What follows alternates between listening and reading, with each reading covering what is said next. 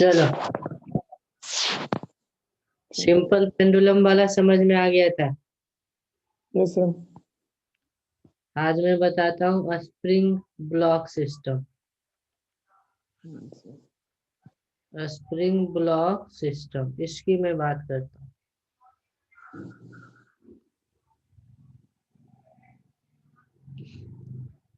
जो स्प्रिंग होती है जनरली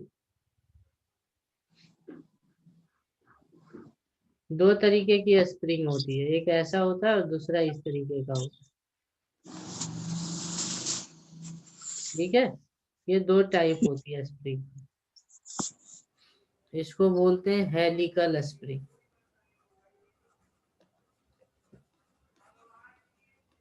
और इसको बोलते हैं स्पाइरल।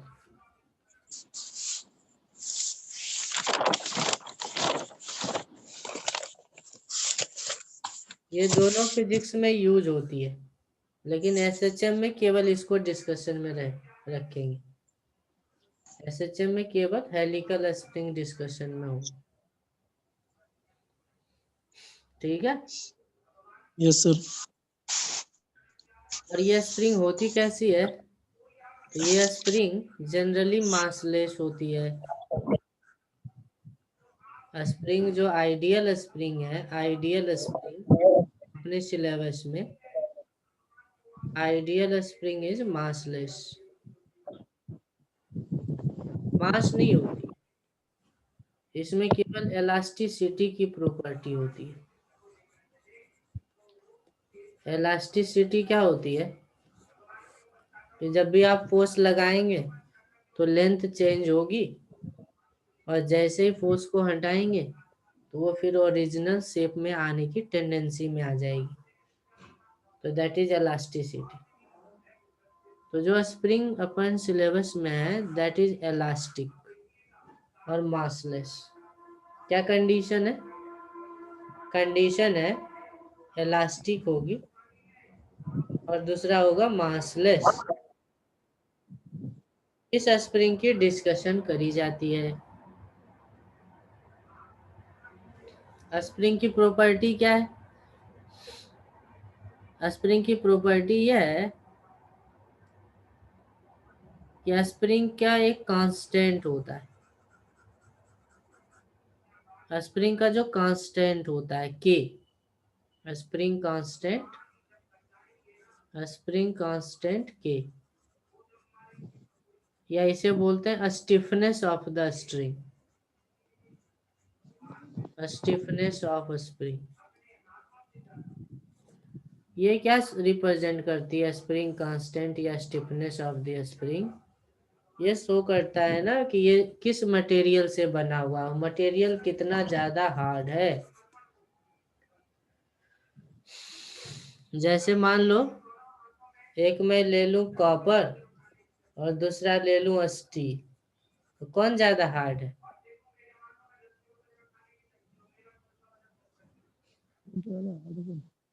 कौन ज्यादा हार्ड होगा? या एल्यूमिनियम ले लूं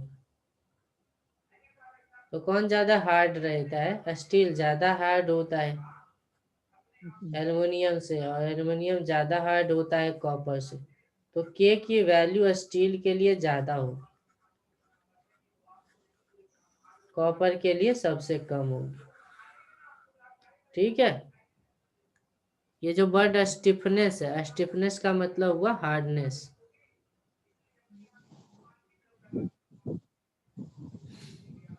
ये किन चीजों पे डिपेंड करता है? ये डिपेंड्स ऑन, ये किन चीजों पे डिपेंड करता है? पहली चीज तो के टेम्परेचर पे डिपेंड करता है। ये डिपेंड्स ऑन टेम्परेचर। टेम्परेचर को बढ़ा दोगे तो के की वैल्यू कम हो जाएगी, ये पता है। लोहा को गर्म कर दोगे तो क्या हो जाएगी? हार्डनेस कम, के की वैल्यू क्या होगी? कम हो जाएगी। और सेकेंड फैक्टर क्या है जिस पे डिपेंड करता है? तो सेकेंड फैक्टर है लेंथ। जो स्प्रिंग आप यूज करोगे ना, उसकी अगर आप लेंथ कम कर देते हो है ना, तो उसको कंप्रेस या एलोंगेट करना कठिन हो जाता है। और लेंथ ज्यादा रखते हो तो कंप्रेस या एलोंगेट करना कम कठिन होता है। इनवर्स रिलेशन है के का एल के साथ। कैसा रिलेशन है? इनवर्स रिलेशन है। इस पे क्वेश्चन आता है, इस पे क्वेश्चन आता है। मैं एक क्वेश्चन दे रहा हूँ, आप ट्राई करो। एक स्प्रिंग गिवन है और इसकी कांस्टेंट है के नॉट और इसकी लेंथ है एल। अब मैं क्या कर रहा हूँ, इसको दो पीस में काट दिया हूँ, बीच से कट कर दिया हूँ। तो बीच से कट करने के बाद दो पीस बन गया, एक ये हो गया और दूसरा ये हो गया। ये लेंथ हो गई L/2, ये भी लेंथ हो गई L/2। अब मान लो इसका कांस्टेंट है K1 और इसका कांस्टेंट है K2। तो बताओ K1 और K2 क्या है? What is K1 and what is K2? बता सकते हो? आंसर करो।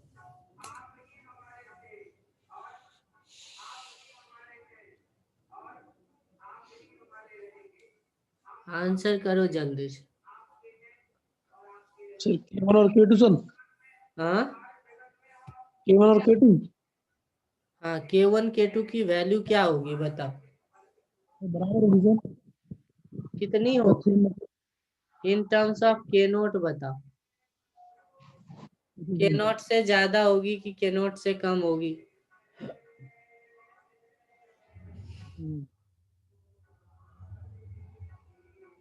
कम होगी सर उसके अंदर।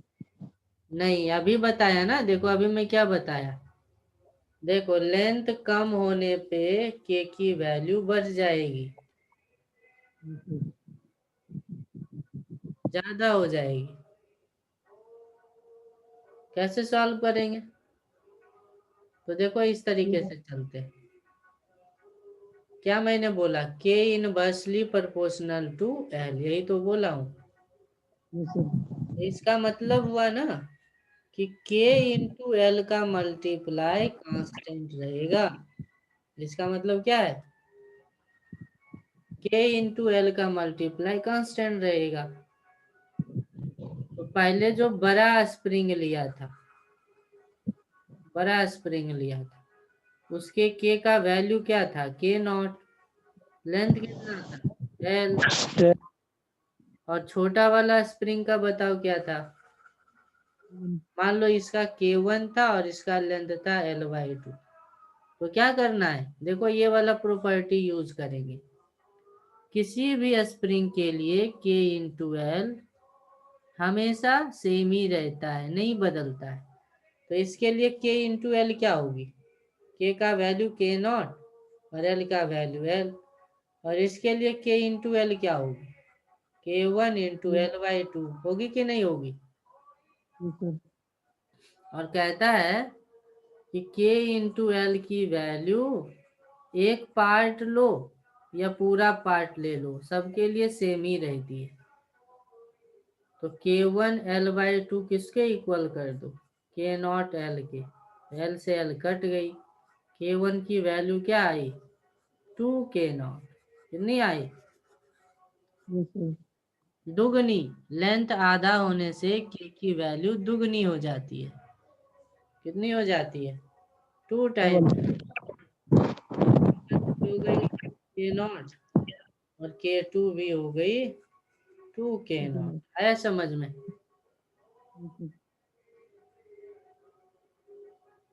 आ गया बात यहाँ तक समझ में? चलो अब आंसर करो। एक क्वेश्चन और दे रहा हूँ। एक स्प्रिंग गिवन है और इसको हमने 3 पीस में काट दिया। पहले टोटल लेंथ था L0 और कांस्टेंट था K।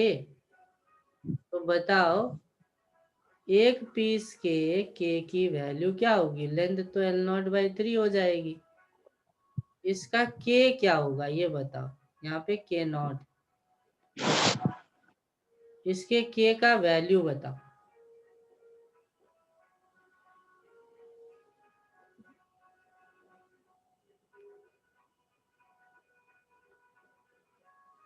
कितनी हो जाएगी इस एक पीस की के की वैल्यू?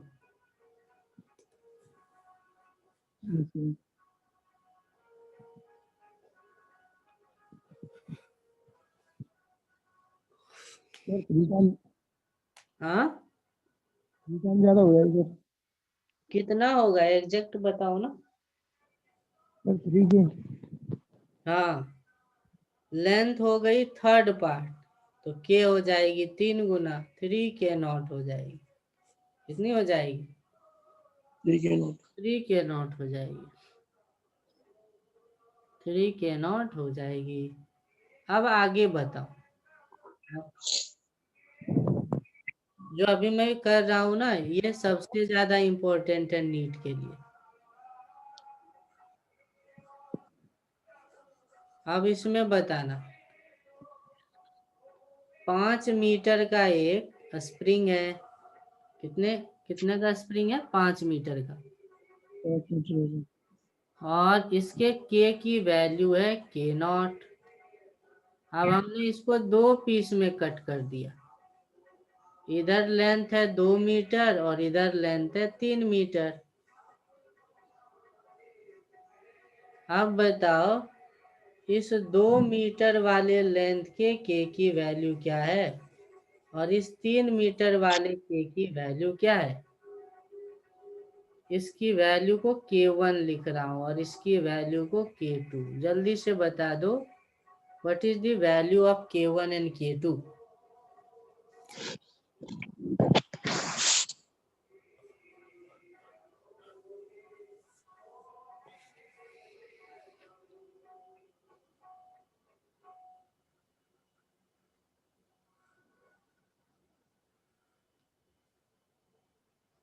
सर K1 की तो सर वैल्यू आएगी K0 5/2।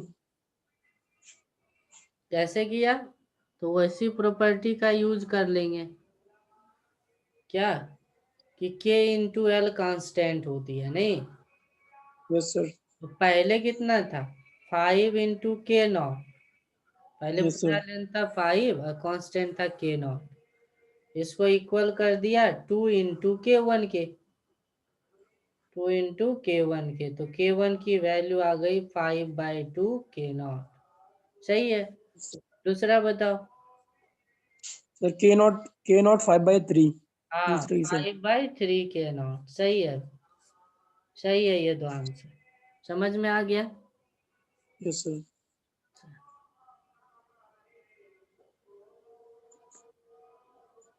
Next question. Next question क्या है? एक स्प्रिंग है, स्प्रिंग को कट करा गया। 1 ये वाली लेंथ है L1, ये वाली लेंथ है L2 और ये वाली लेंथ है L3। और दिया हुआ है L1:L2:L3। ये रेशियो दिया हुआ है 1:2:3। ये रेशियो दिया हुआ है और पूरे स्प्रिंग का कांस्टेंट था K0। तो अब आपको बताने हैं, अब आपको क्या बताने हैं कि K1 K2 और K3 का रेशियो कितना होगा।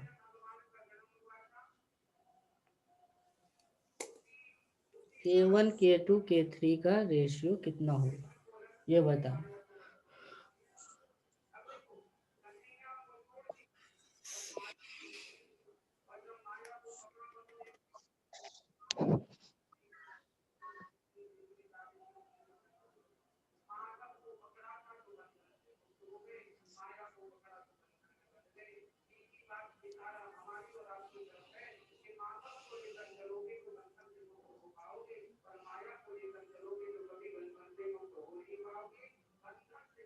सर K1 का तो K0 L1।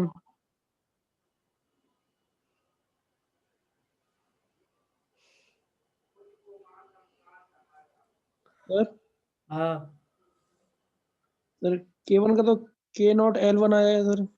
L1 दिया नहीं है ना भाई, रेशियो दिया हुआ है। L1 L2 L3 का रेशियो दिया हुआ है। L1 की वैल्यू दिया नहीं ना। Yes sir. रेशियो दिया हुआ है।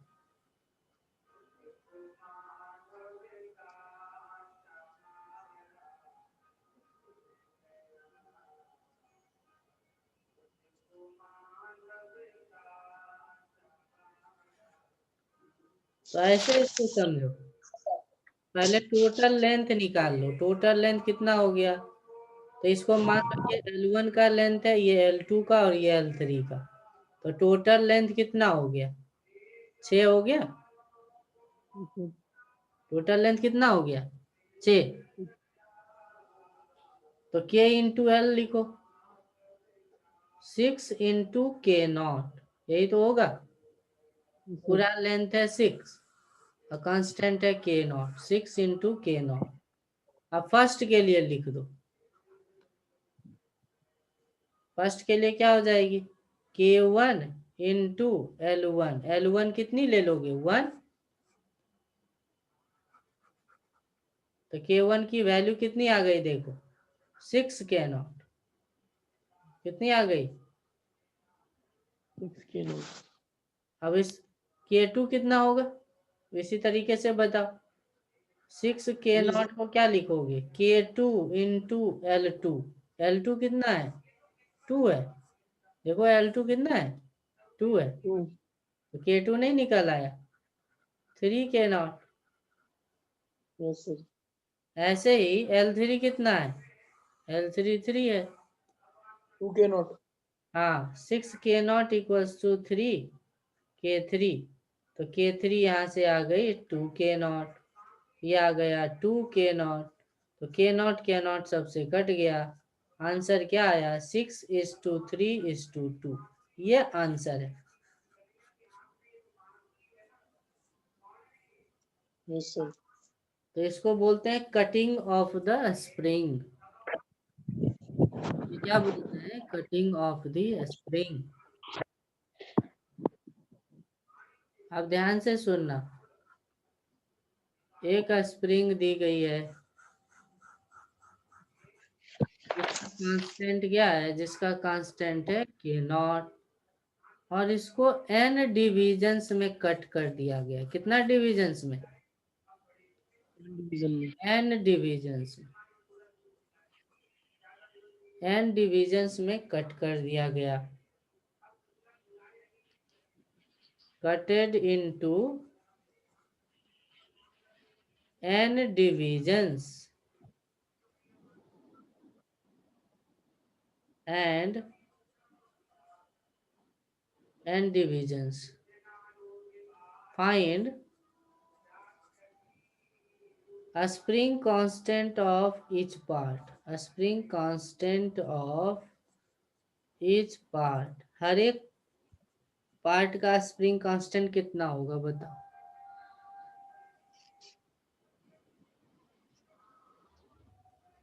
एक पार्ट का स्प्रिंग कांस्टेंट बताना है।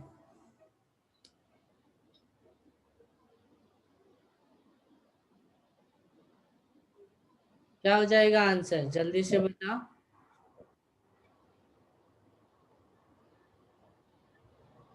सर इसका आंसर हो जाएगा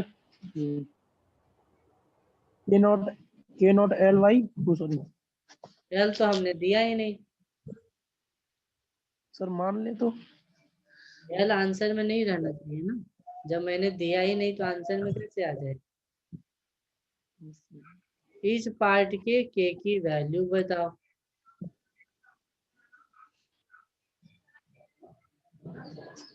सॉल्व करो ना जल्दी से, आ जाएगा। एल नहीं रहेगा उसमें।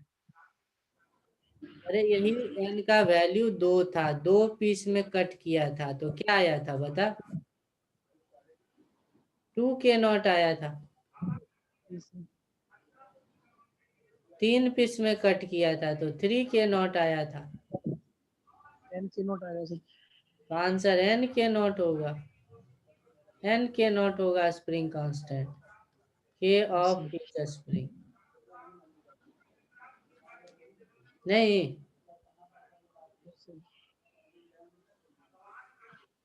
अब इसका सीरीज और पैरेलल कॉम्बिनेशन देखो। Series and parallel combination. Series and parallel combination of springs. क्या होती है सीरीज और पैरेलल कॉम्बिनेशन? तो लोड या ब्लॉक रहेगा सिंगल, ब्लॉक या लोड एक रहेगा, उससे जुड़ा हुआ एक स्प्रिंग होगा, दूसरे एंड से जुड़ा हुआ एक दूसरा स्प्रिंग होगा, फिर दूसरे से जुड़ा हुआ एक तीसरा होगा। इस तरीके के कनेक्शन को बोलते हैं सीरीज कॉम्बिनेशन। यहाँ पे K1 K2 K3 क्या है, ये सीरीज में, all springs are in series.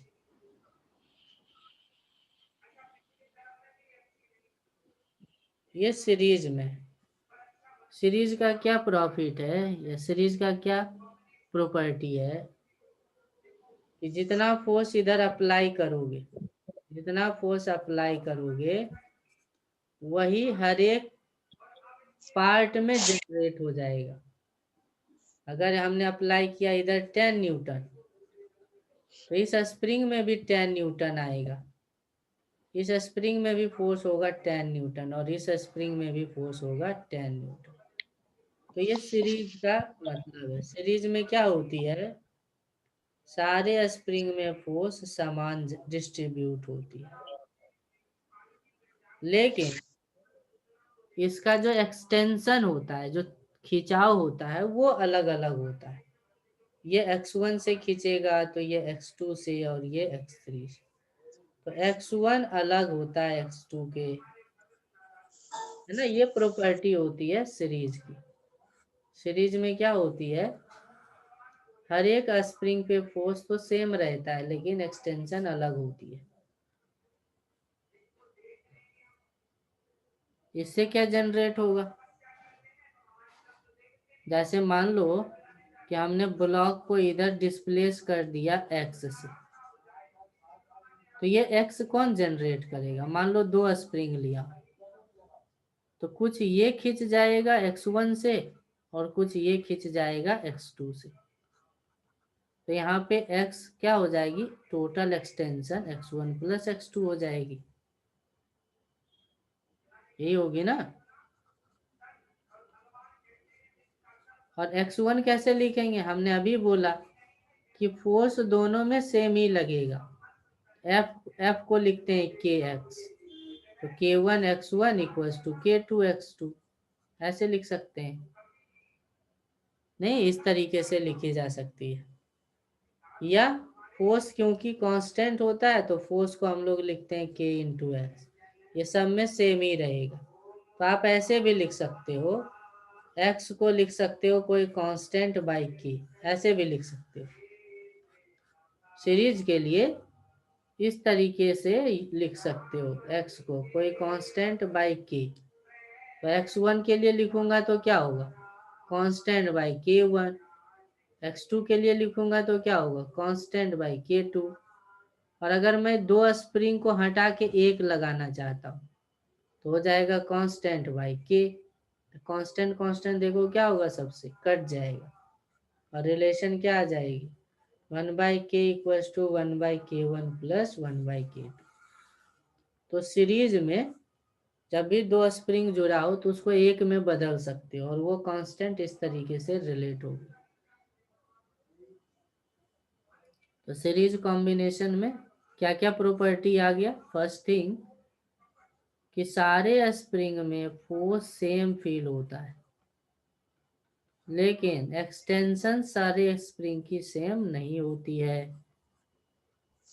और इन दोनों से हमने ये रिलेट कर लिया कि अगर हमें दो स्प्रिंग को एक में बदलना हो, जिसको बोलते हैं इक्विवेलेंट कांस्टेंट या इक्विवेलेंट स्प्रिंग, तो उसके लिए ये रिलेशन आ जाती है।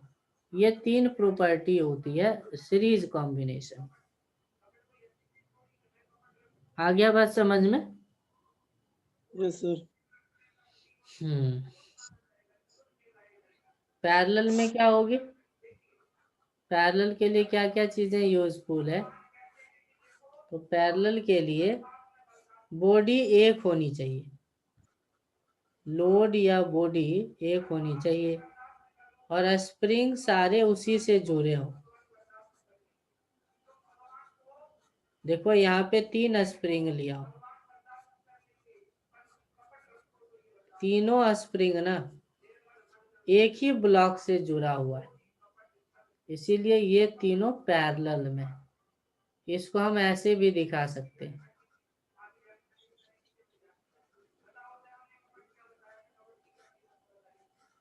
देखो यहाँ पे भी एक ही ब्लॉक से तीनों जुड़ा हुआ है, तो ये दोनों डायग्राम में कोई डिफरेंस नहीं है।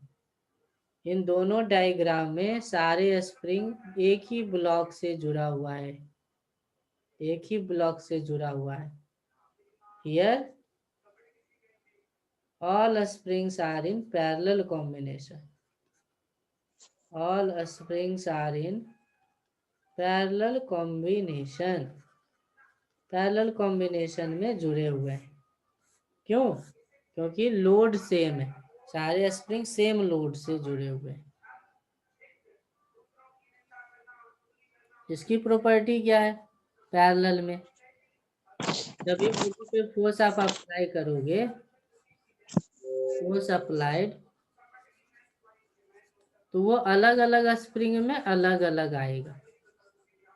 इसमें F1 आएगा, इसमें F2 आएगा और इसमें F3 आएगा। अलग अलग फोर्सेस जनरेट होते हैं। क्यों? क्योंकि हम अगर ब्लॉक को अगर एक्सटेंड करेंगे तो सारे स्प्रिंग का एक्सटेंशन सेम होगा, जबकि के अलग अलग है। तो पैरेलल कॉम्बिनेशन में क्या होती है, एक्सटेंशन सब में सेम होता है या कंप्रेशन सब में सेम होता है, लेकिन फोर्स सेम नहीं होती है। सीरीज का ये उल्टा है सी, और इन्हीं दो प्रॉपर्टी का यूज करेंगे तो क्या आ जाएगी, टोटल फोर्स अप्लाइड हो जाएगी F1 प्लस F2, और F को हम लोग लिखते हैं K इंटू एक्स, ये हो जाएगी K1 इंटू एक्स, ये हो जाएगी K2 into x, x cut जाएगी और K इक्विवेलेंट क्या आ जाएगी, K1 प्लस K2। तो पैरेलल कॉम्बिनेशन में K निकालनी हो तो क्या हो जाती है, ऐड हो जाती है। क्या हो जाती है, ऐड हो जाती है। फिजिक्स में दो चीजें ज्यादा यूज होता है, all springs have same constant, सबकी कांस्टेंट के सेम दी रहती है। तो सीरीज के लिए क्या फॉर्मूला हो जाएगी बताओ? सीरीज के लिए फॉर्मूला होता है 1/k equals to 1/k1 plus 1/k2, मान लो n तक है, n/k है, और सबका k का वैल्यू सेम है। अगर मान लो सबके k का वैल्यू क्या है, सेम है, ये भी हो जाएगा 1/k, ये भी हो जाएगा 1/k, ऐसे ऐसे कितना तक होगा, n टर्म्स तक होगा। तो इस पूरे को n/k लिख सकते हैं। तो k इक्विवेलेंट क्या होगी, यहाँ से k इक्विवेलेंट हो जाएगी k/n। अगर n स्प्रिंग जुड़ा हो ना सीरीज में, तो डायरेक्ट आप k/n लिख दो, ठीक है। जैसे देखो, जैसे बहुत सारा स्प्रिंग जुड़ा हुआ है, बहुत सारे स्प्रिंग जुड़े हुए हैं, और लिखा हुआ है कि इसके स्प्रिंग कांस्टेंट की वैल्यू है 500 न्यूटन पर मीटर, इसका भी है 500 न्यूटन पर मीटर, 500 न्यूटन पर मीटर। टोटल कितना है, टोटल है 100 स्प्रिंग्स। कितने स्प्रिंग्स है, 100 स्प्रिंग। अब इस पूरे को ना हमको एक स्प्रिंग में बदलना है, तो इसके के का वैल्यू क्या होगा बताओ, इसके के का वैल्यू क्या होगा, के 5 सर 5 आएगा सर, 5 हाँ 5 न्यूटन। एक का के देखो क्या है, और नंबर कितना है उसको डिवाइड कर दो, यानी के इक्विवेलेंट की जो value I that is k/n, k/n लगा दी, 5 आ गई, क्या आ गई, 5 न्यूटन पर मीटर। तो एक सिंपल स्प्रिंग इतना वाला लगा देंगे, तो इस कॉम्प्लेक्स सिचुएशन से बच जाएंगे, काम तो उतना ही होगा। Yes sir. हाँ, इसी तरीके से पैरेलल में भी यूज करना है। पैरेलल में क्या है, पैरेलल में देखो, पैरेलल में अभी अभी देखा था कि इक्विवेलेंट होती है K1 प्लस K2। मान लो n तक है तो यहाँ Kn लिखेंगे, और मान लो अगर सारा K बराबर है तो K इक्विवेलेंट क्या हो जाएगी, n के हो जाएगी कि नहीं, n के हो। Yes sir. तो पैरेलल में मल्टीप्लाई हो जाती है और सीरीज में डिवाइड हो जाती है n। इस बात को ध्यान में रखेंगे। और कुछ रिजल्ट्स मैं बताता हूँ, क्या रिजल्ट्स है। जैसे इस तरीके के क्वेश्चन आते हैं कि एक स्प्रिंग है और इसमें ना हमने एक ब्लॉक को जोड़ रखा है जिसका कांस्टेंट है K1। तो इसमें टाइम पीरियड आता है ऑसिलेशन का T1। टाइम पीरियड का फॉर्मूला याद है ना, yes sir. 2 pi under root 2 m। Pi. Yes sir. तो टाइम पीरियड का टाइम आता है T1। फिर एक दूसरा स्प्रिंग इसी ब्लॉक से जोड़ा, सेम ब्लॉक से एक दूसरा स्प्रिंग जोड़ा K2, और इसका टाइम पीरियड आता है T2। तो अब क्वेश्चन है कि अगर इन दोनों को पैरेलल जोड़ दें, क्या करें, हाँ उसी ब्लॉक के साथ ना साइड वाइज जोड़ दें ऐसे। तो अब बताओ कि टाइम पीरियड क्या होगा, ये क्वेश्चन है, ये क्वेश्चन है।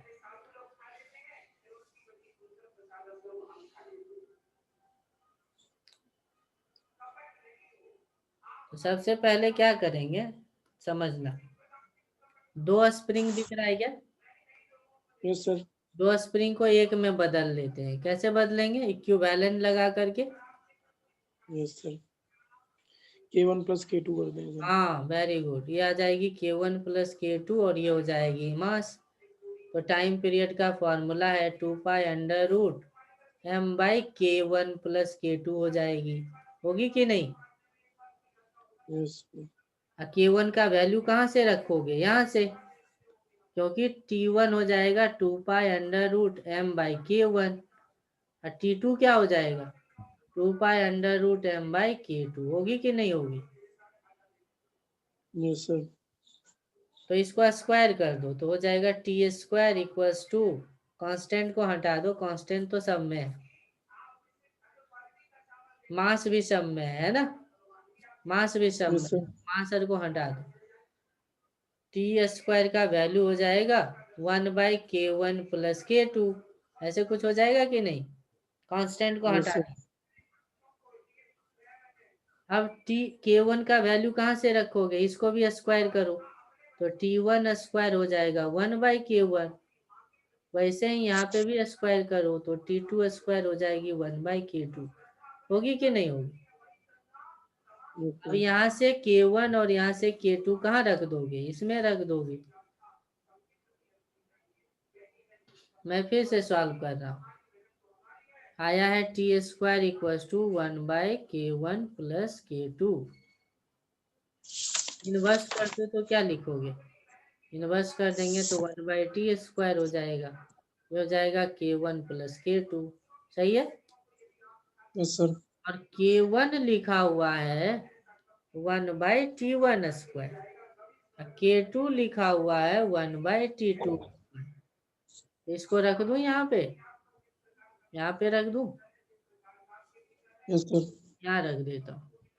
तो क्या हो जाएगी बताओ, 1 by T square equals to 1 by T1 square plus 1 by T2 square. इसी को हम ऐसे भी लिख सकते हैं, t का पावर -2 इक्वल्स टू T1 का पावर -2, T2 का पावर -2 लिख सकते हैं कि नहीं। Yes sir. तो ये याद रखना, क्योंकि ये इतना एग्जाम में नहीं हो सकता है। जैसे ही पैरेलल में जोड़ने की बात आए, पैरेलल में जोड़ने की बात आए तो कौन सा आ जाएगा फॉर्मूला? ये वाला फॉर्मूला आ जाएगा। और इसी को अगर क्वेश्चन में बोल देना सीरीज, सेम क्वेश्चन को देखो ऐसे बोल सकता है यहाँ पे तो ऐसे। Sir time period sir add उसमें माइनस की प्लस आ जाएगा फिर ऊपर। सही सही कह रहे। यहाँ पे K1 था और टाइम पीरियड था T1। फिर दूसरा है कांस्टेंट K2 और मास वही है, टाइम पीरियड हो गया T2। अब क्या किया है, दोनों को सीरीज में जोड़ दिया उसी ब्लॉक के साथ। तो बोलेगा कि इसका टाइम पीरियड बताओ, तो वहां माइनस आया था, यहाँ पे प्लस हो जाएगा। ठीक है, यस सर। तो ये दो रिजल्ट आप याद रखोगे, ये डायरेक्ट आता है एग्जाम में। आप सारे क्वेश्चन बना सकते हो, अब एक भी क्वेश्चन में ना डाउट नहीं आएगा एसएचएम के। सर इसमें एक क्वेश्चन दिया है सर इसमें, बताओ कौन सा क्वेश्चन है?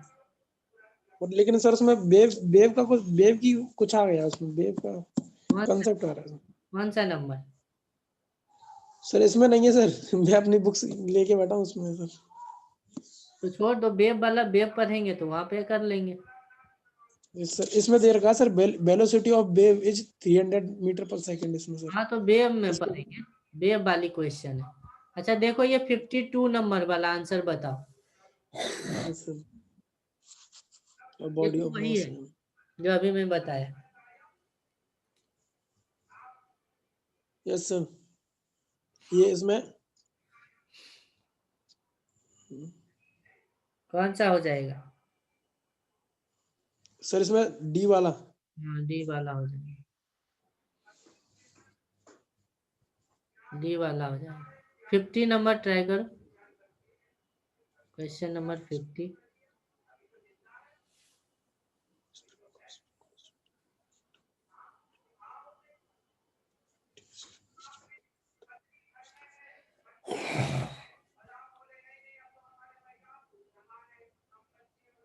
सर डी इसमें भी।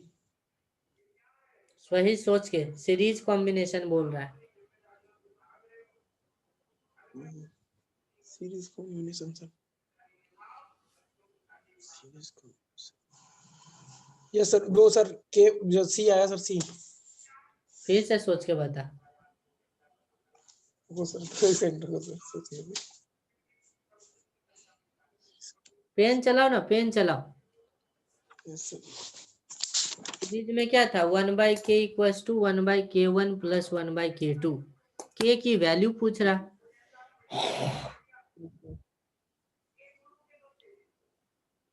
के वाई के वन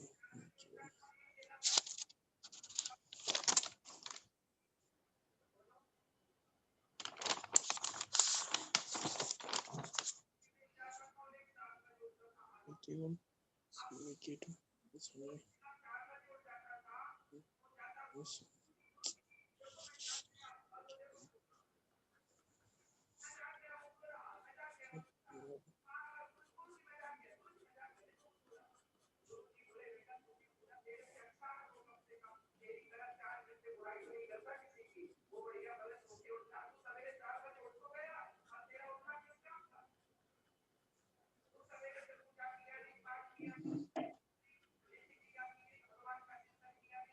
यही तो पूछ रहा है भाई, इतना नहीं सर करोगे। के का वैल्यू पूछ रहा है क्या है?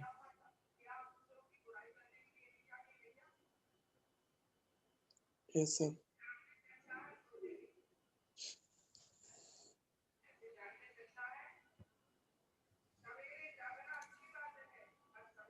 ए सर।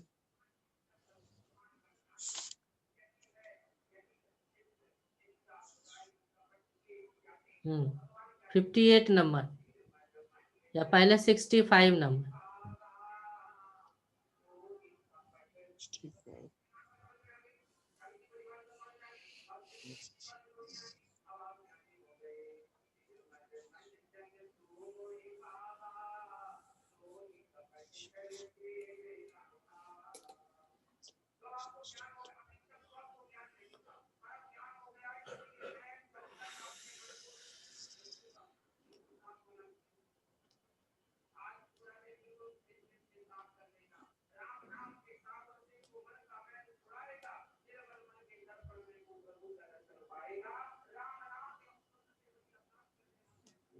65 नंबर, जल्दी से बताओ। Yes sir.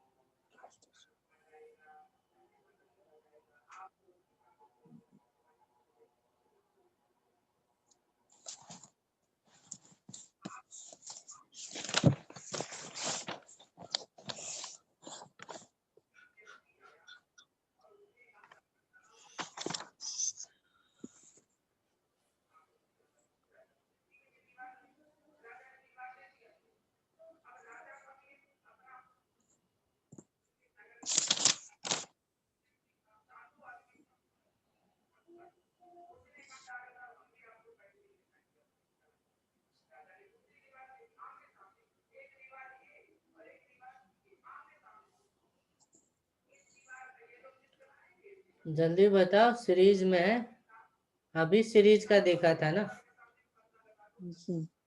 तो फिर टाइम पीरियड पूछ रहा, 2π√m/k। सीरीज में के की वैल्यू नहीं जानते हो, रख दो। सीरीज में के की वैल्यू क्या होती है? k1 केवल × k1 + k2।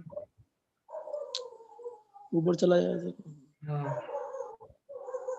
यही हो जाएगी k1 + k2 bye k1 k2, ऐसे हो जाएगी। Yes sir.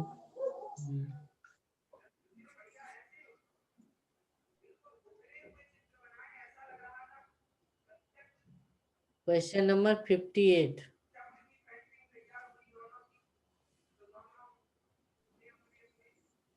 मैं बिजी हूँ, मैं क्लास में भी सर। हाँ, 59 sir, 58। 58।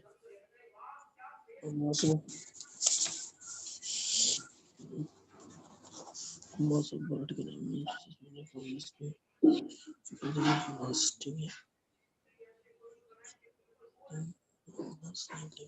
the systems and what will be the frequency of the system. So,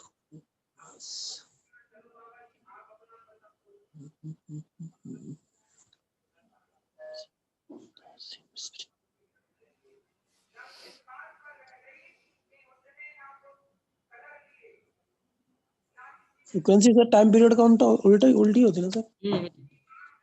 inverse होती है।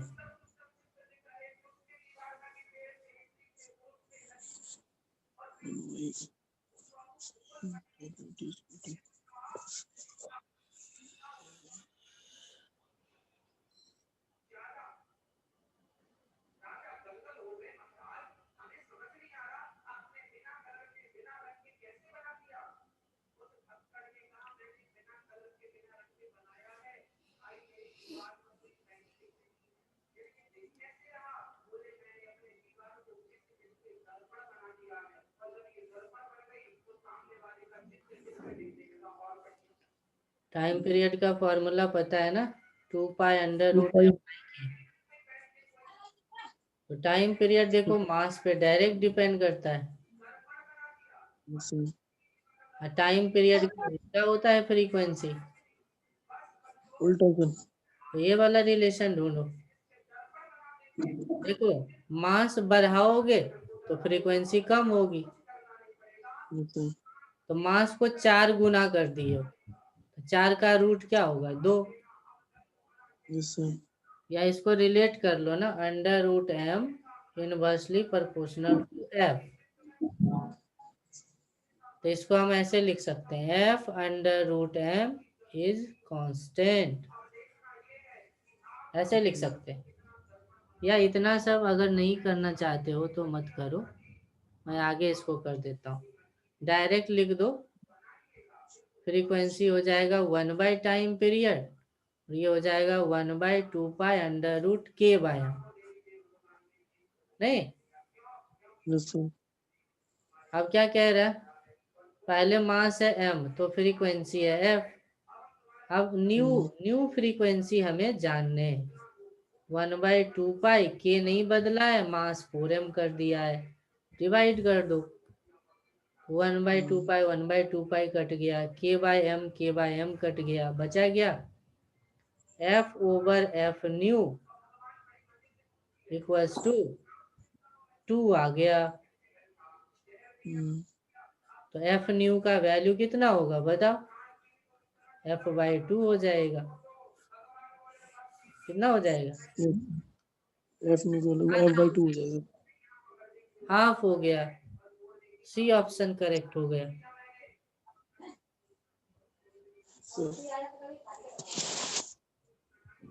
चलो एक क्लास और मैं तुमको लूंगा, सारा क्वेश्चन हो जाएगा, 100% क्वेश्चन हो जाएगा, ठीक है। और एक क्लास इसलिए लूंगा क्योंकि वो आगे वेव्स में भी यूज में आएगा। वेव हम लोग स्टार्ट करेंगे, उसमें भी काफी ज्यादा यूज में आएगा, and that is the composition of SHM या सुपर पोजिशन प्रिंसिपल की बात करेंगे नेक्स्ट क्लास में, ठीक है। नमस्ते सर। ठीक।